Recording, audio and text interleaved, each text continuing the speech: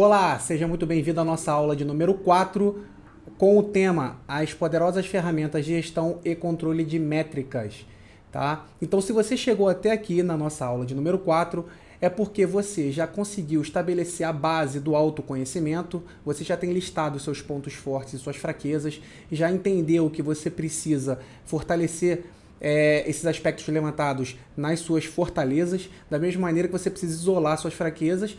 Você também já estabeleceu um objetivo, linhas de controle nesse caminho que vai te levar ao objetivo e fez um plano de ação, que nada mais é que são as tarefas que você vai precisar cumprir para que você saia do ponto A para o ponto B, ou seja, que você saia de onde você está agora e você consiga atingir o seu objetivo. Você também já entendeu que nesse caminho, nessas tarefas que você vai executar, você precisa estabelecer os caminhos que você vai percorrer. E esses caminhos nada mais são que as estratégias e as técnicas que você vai utilizar, tá? Então, nesse momento, você já passou para a execução em si do seu planejamento estratégico. Você já está executando, você já sabe o caminho, os caminhos que você vai percorrer e a direção certa para o seu objetivo. Então, o que nós vamos fazer agora na nossa aula de número 4? São as ferramentas que eu vou utilizar para corrigir possíveis desvios de rumo. O que eu quero falar com desvios de rumo?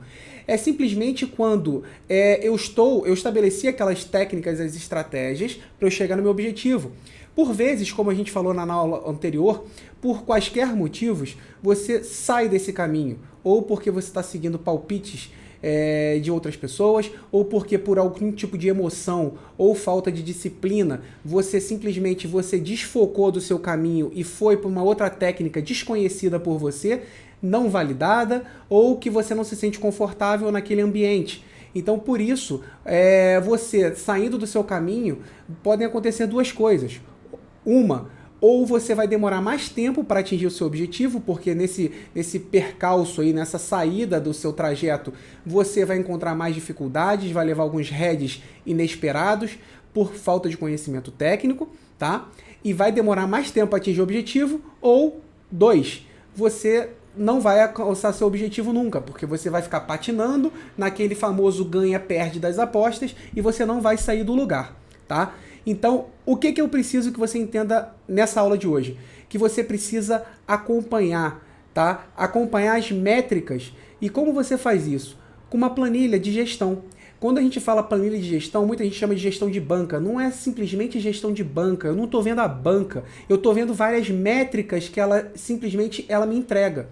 Quais são essas métricas que ela me entrega? Aquilo que a gente já falou na aula anterior. Eu quero saber qual é a minha estratégia que está dando mais certo. Eu quero saber qual é a técnica que eu sou mais lucrativo. Quais os campeonatos que eu tenho uma maior acertabilidade. Porque isso aí acontece também. Às vezes eu faço entradas na minha técnica no campeonato alemão que ele simplesmente tem um resultado muito melhor que no campeonato inglês. Isso acontece com todo mundo.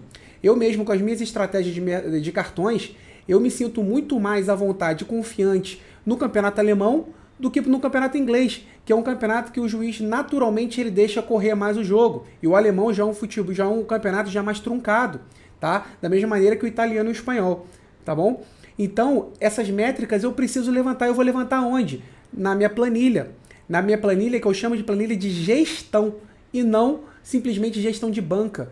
Tá? Porque quando a pessoa remete à gestão de banca, ela está simplesmente analisando apenas o financeiro da coisa. Ela está vendo o quanto eu tinha de banca inicial, tá? E quanto eu tenho agora de banca final.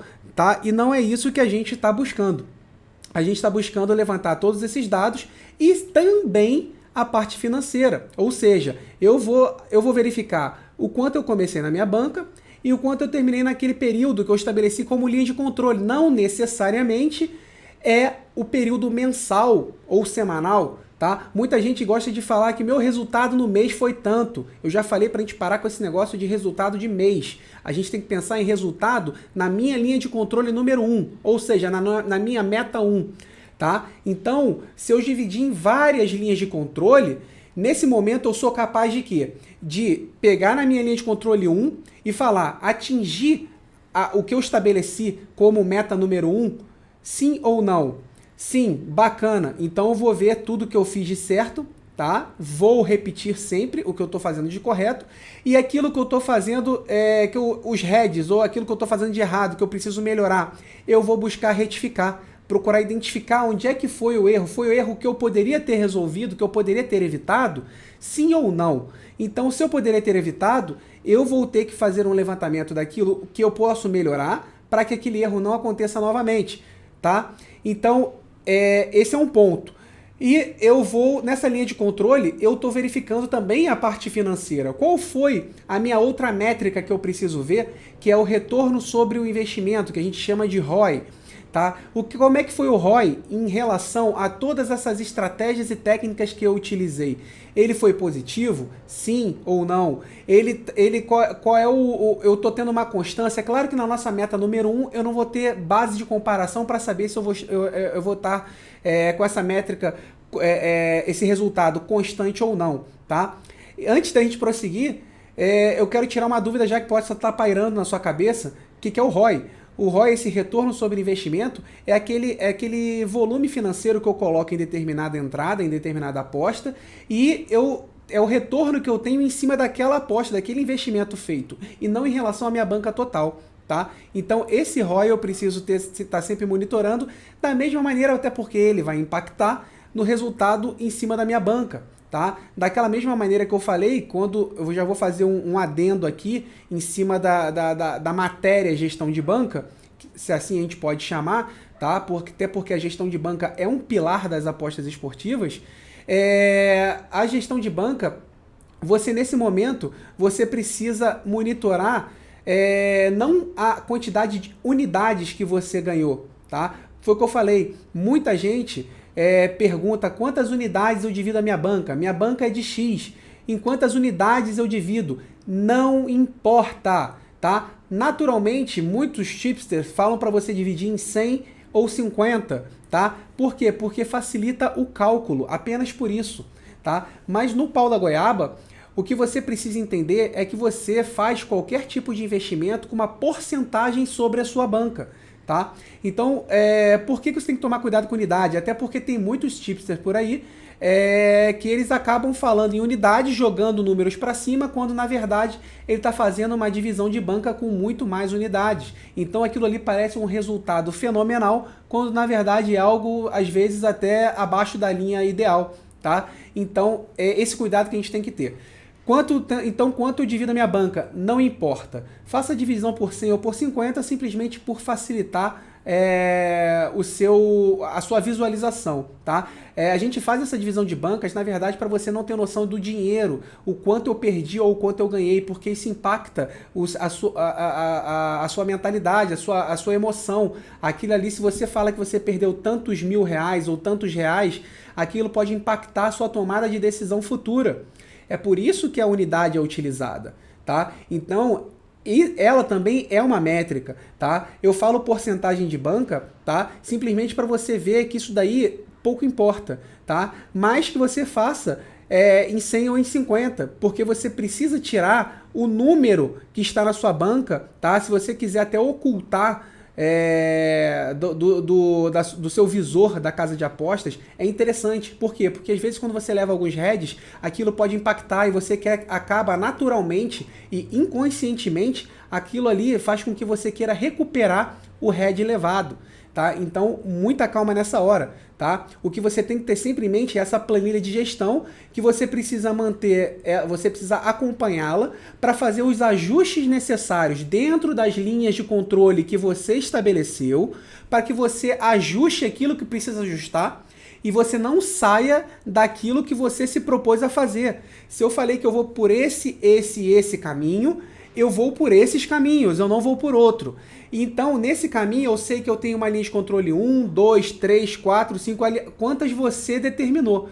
Tá? Dentro dessas linhas de controle, eu vou monitorar as minhas métricas, todas essas que eu passei aqui para você, a sua própria banca, unidades, ROI, campeonatos, técnicas e estratégias, resultados em cada uma. Tá? Então, isso que vai fazer você fazer os ajustes necessários. São essas ferramentas que você precisa utilizar para você voltar ao rumo ou acelerar Se você tiver tudo dentro no caminho correto, você pode, com essa confiança que você está tendo, dar um pequeno ajuste